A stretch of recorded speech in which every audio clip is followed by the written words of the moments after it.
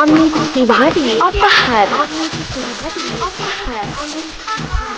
presented by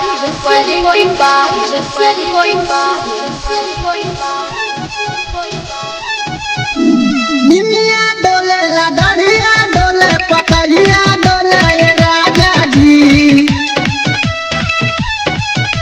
निमिया डोले ला दरिया डोले पकड़िया डोले ये राजा जी। माई दियाली दर्शनवा गंगा नगरिया डोले ये राजा जी। माई दियाली दर्शनवा गंगा नगरिया डोले ये राजा जी। डीजे अमित तिवारी अपहर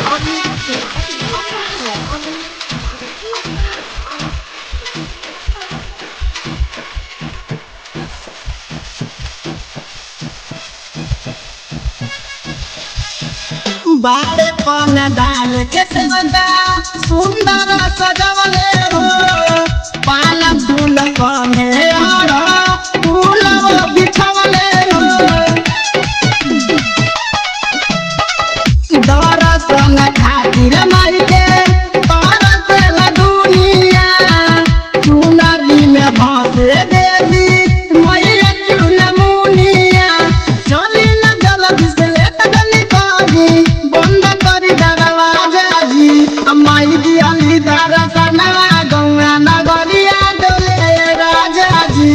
माई दियाली दर्शनवा गंगा नगरिया डोले राजा जी। डीजे अमित तिवारी अपहर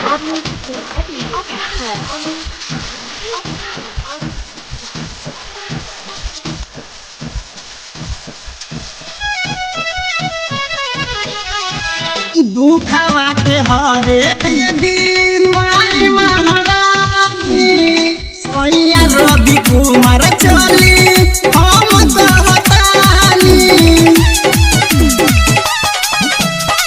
रसिया जी करन देवर गइले पहुँच जाए लायमित वो रोवे सोच के सुसुक हो।